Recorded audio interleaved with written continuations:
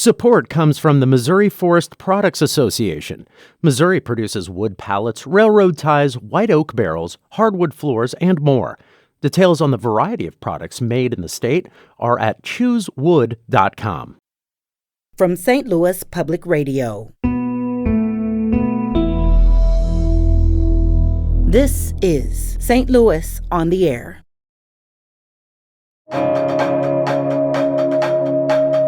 Just that bravery and the idea that you guys know the risks and that doesn't stop you from doing this job. You don't want to pull up on a scene and see heavy fire on the second floor and somebody saying, well, my mom or my grandma or my grandfather's in there, and it's just, well, that's too big a risk for us. We're never going to say that. We're going in. Yeah.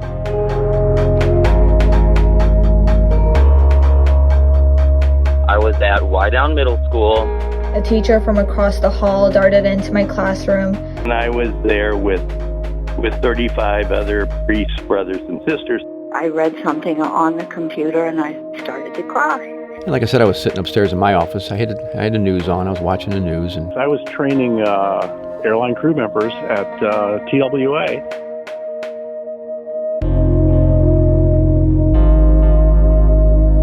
Where were you on 9/11? I'm Sarah Fensky. We solicited your recollections in the past week, and we received quite a few voicemails. 2 were from St. Louisans with memories of being school children on September 11th. Thomas recalled this.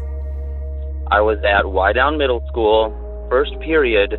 I was in a study hall, and I remember hearing one of the teachers whisper to the other one that there is a plane crash in New York, that they don't know what's happening, very mysterious. And whispers and murmurs I kind of heard. Second period came around. I will never forget, I walked into the classroom history class, and it was live footage on the TV. I came in, put my books down, sat down, looked at the TV thinking, this is insane. How is this happening? And I saw live the second plane hit. Thomas said people were in shock, and that continued after school. My cousin's, I think it was his 5th birthday, September 11th, and the TV was on the whole time. Everyone was just mesmerized, and his mother said, I'm sorry, this is awful, but we can't keep watching this. This is a birthday. We need to celebrate my son's birthday. That's one birthday party I will never forget. That is Thomas from Richmond Heights.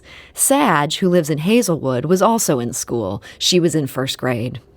A teacher from across the hall darted into my classroom, demanding for my teacher to turn on the news. When she tuned in, I remember seeing a very large building on fire. I was confused as to why we were watching what I thought was Al Jazeera News, but it was in fact CNN. Around that time growing up, my parents watched Al Jazeera News every night at 10 p.m. As a 6-year-old child, I couldn't tell the difference between that burning building in New York City and the ones being demolished in the Middle East. I watched my classmates around me begin to cry, and I couldn't even force myself to reenact their expressions, because that image was normal for me to see on the news every night. By the time I got home that day, it was announced that a man wearing a head wrap, Middle Eastern identity, and Muslim was a terrorist culprit of this catastrophe. My mom predicted all of the racism Muslim Americans were going to face in this country. That followed up with harassment, slurs, and violence. I was getting told my family and I were terrorists by my 6-year-old peers. I refrained from inviting my mom to class field trips and school events because she wears a hijab. I didn't want to be reminded I was different. The bullying never stopped until I graduated from high school. As an adult, I forget about the impact 9/11 had on my life because of the increase in social awareness my generation has progressed. Though I am immediately reminded of it when I step out in public with my mother, who gets hard stares and whispers of racial slurs under their breath at places like grocery stores, malls, and restaurants. I'm hopeful that will all end in my generation. That is Sag calling from Hazelwood. Dennis Jenkerson was at work. Today, he is the St. Louis fire chief, but on September 11th, 2001, he was a district commander. And he joins us now to share his memories of that day and all that followed. Fire Chief Dennis Jenkerson, welcome. Good afternoon. So how did you first hear that something had happened in New York City? I was upstairs in my office. I had just come on shift that day. I was the battalion chief in the 5th District, which is Central West End, kind of this area here.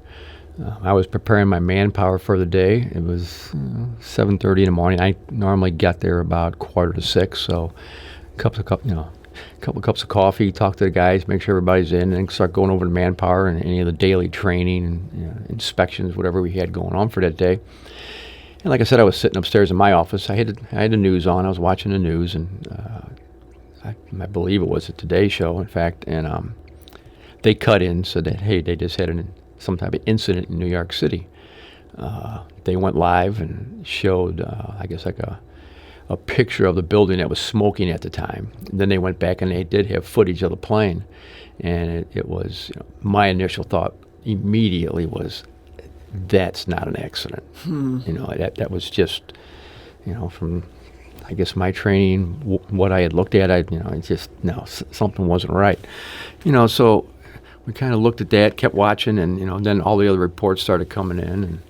And 18 minutes later, 15 minutes later, whatever it was, the second plane hit the tower, and it was like, this is bad. We've got something going up here. So the phones started ringing within the firehouses. There's 6 districts in the city. There's a 7th at the airport. And they started, calling in the battalion chiefs to come to headquarters right away and have a discussion. As everybody knows, it went from bad to, it skipped worse and went to horrific, when the towers fell. And, right away you started thinking about all the firefighters up in New York, all the police officers, all the workers in the building. It's a lot of different thoughts. I bet. And so when those towers fell, those collapses there, at that point, you knew that firefighters had to have been up in them. You were aware that people had gone running in to try to help people. Yeah, just based on the operating procedures or guidelines that most big city fire departments have that have the number of high-rises that New York does, the number of high-rises the city of St. Louis, you start calculating, okay, they probably had 2, 3, 4 alarms going minimum. Yeah. So you start in your head figuring, you go 30, 60, 90, 120, and then it's just like, then all of the auxiliary equipment around the base, all the people who were already in the building, it's just like, the numbers became, you couldn't comprehend the amount of numbers, and when you started seeing pictures of the piles once the dust cleared and the smoke started clearing a little bit, it was just like there's nothing left, including, and then the pictures came in of the trucks that were totally smashed to the wheels. It was a very humbling, very sad. You couldn't even think of words to, talk to other firefighters about, because some of the, I had trained with some of the firefighters from New York, with some of the hazardous material training and some of the military training that we did with the different forces around the country, the National Guard forces. So, we were training partners. Yeah, we knew that probably some of these guys were stuck or underneath that pile somewhere.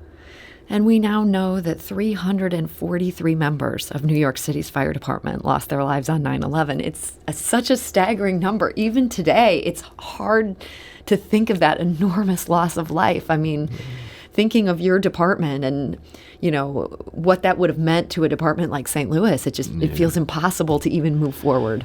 No, you really can't. I mean, they always, you talk about don't forget, let's always remember, that's a scar that's always there. It's when you see a guy from New York,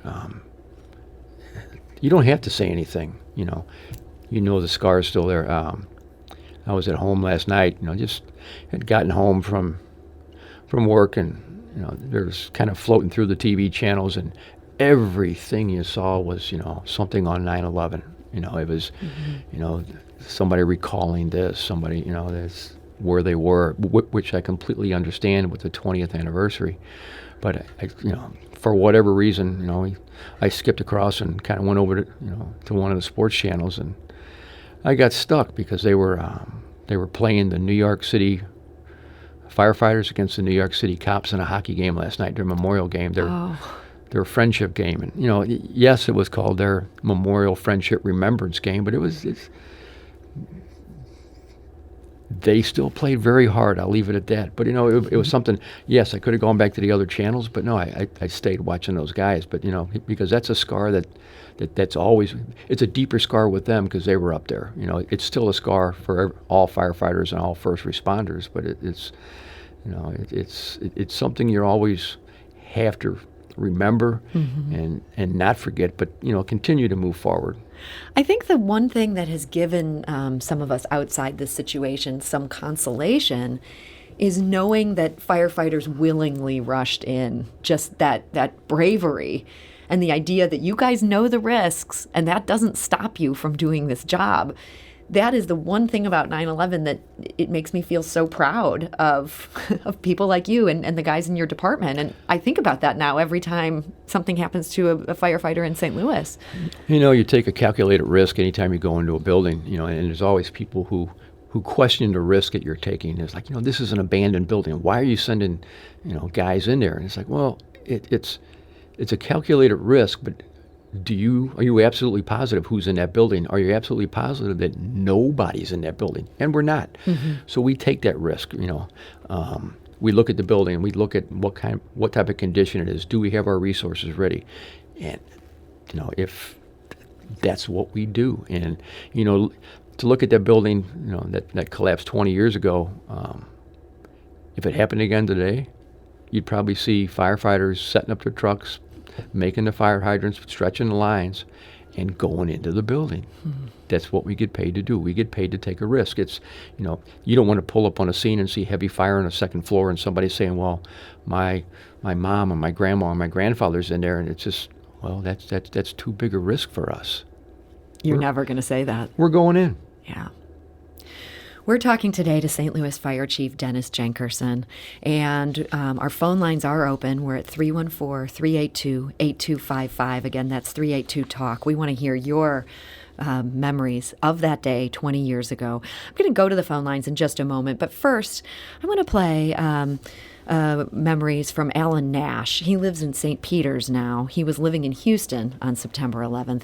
He later joined the Navy, and he served in Afghanistan as an engineer. He shared some thoughts about that. He's now retired from that job, but here's what he said.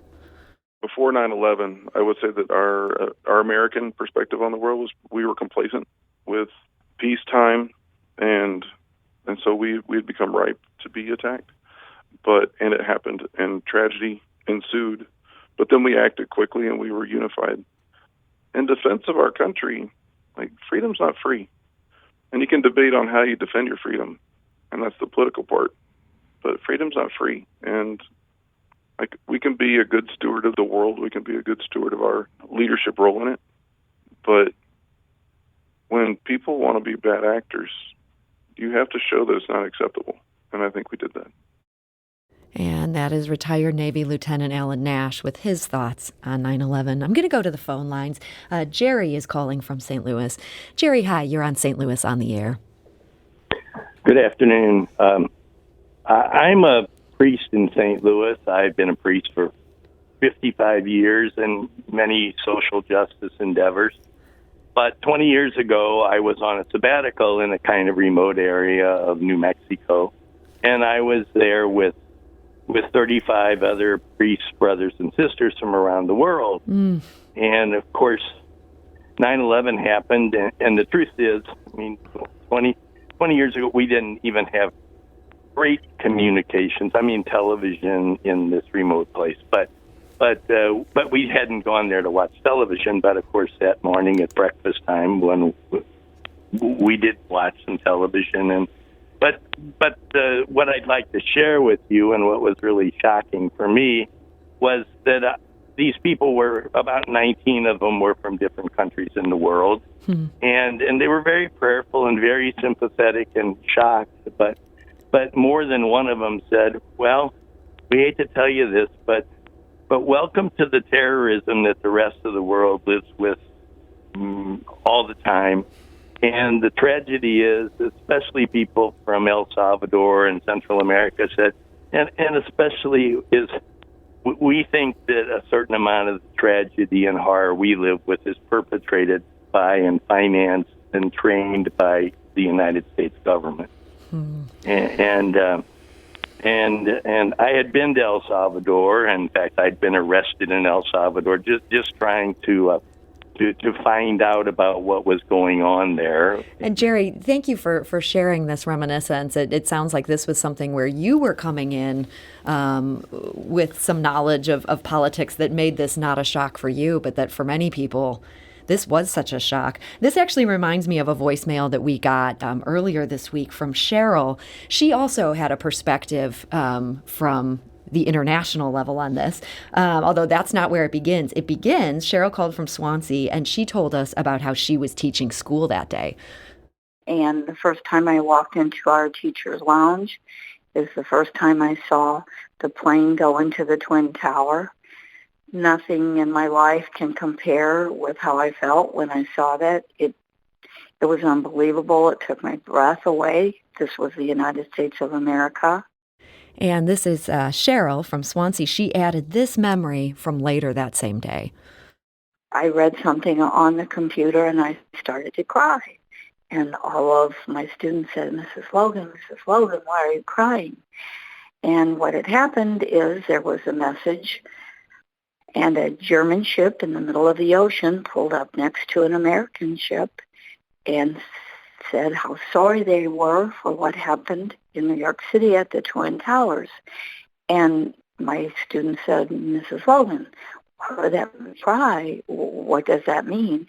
And I said, we fought a World War II against the Germans.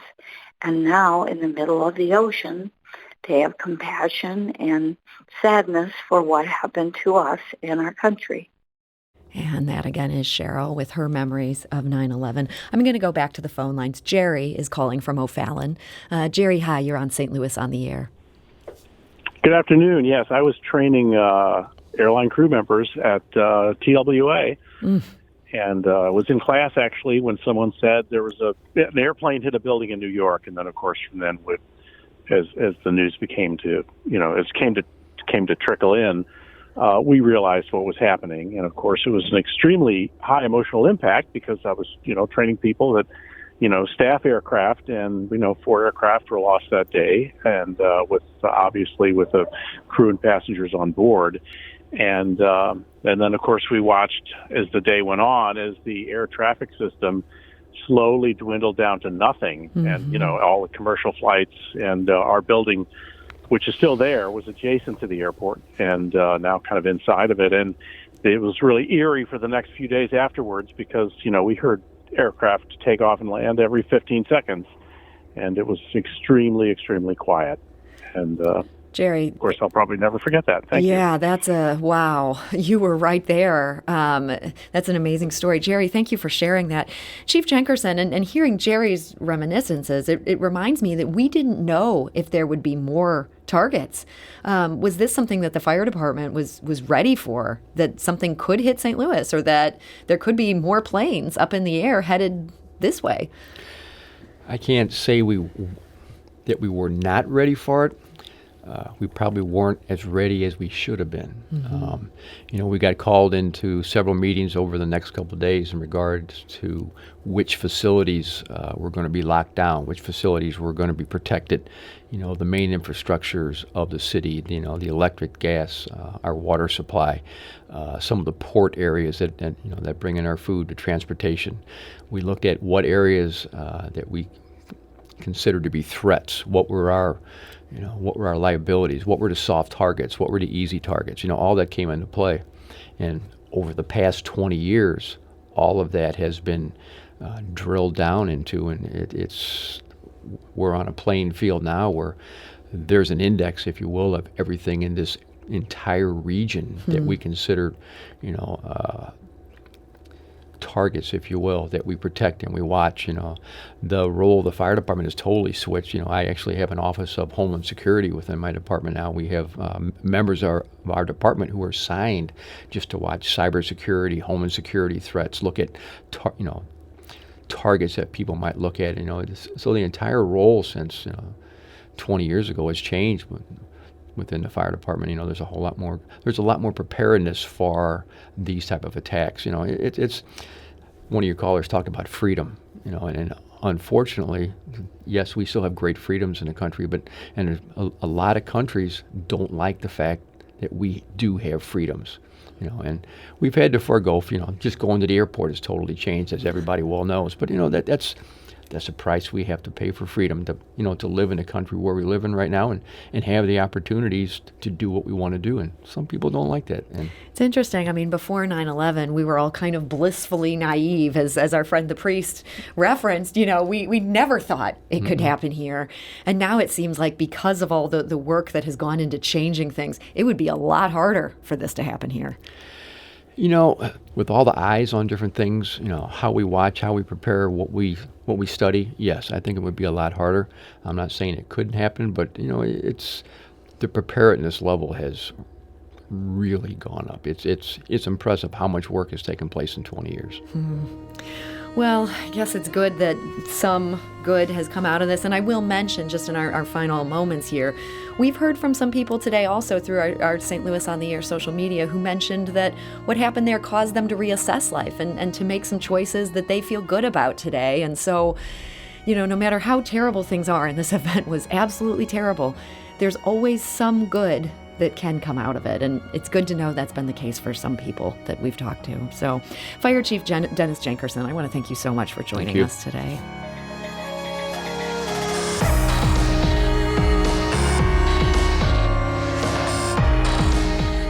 St. Louis on the Air is a production of St. Louis Public Radio. Understanding starts here.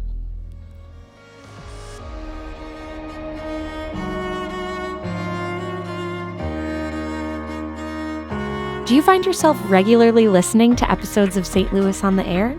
Suggest us to a friend you think might enjoy our conversations. And leave us a review and rating on Apple Podcasts on the App Store. It's the simplest way to help people discover our show. Thanks.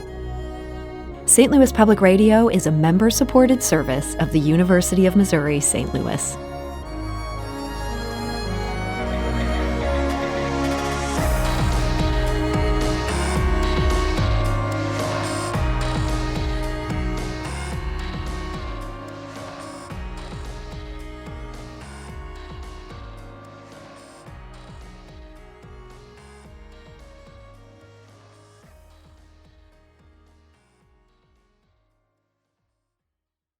Support comes from the Missouri Forest Products Association, providing more than 41,000 jobs in the production of wood pallets, railroad ties, white oak barrels, hardwood floors, and more. Details at choosewood.com.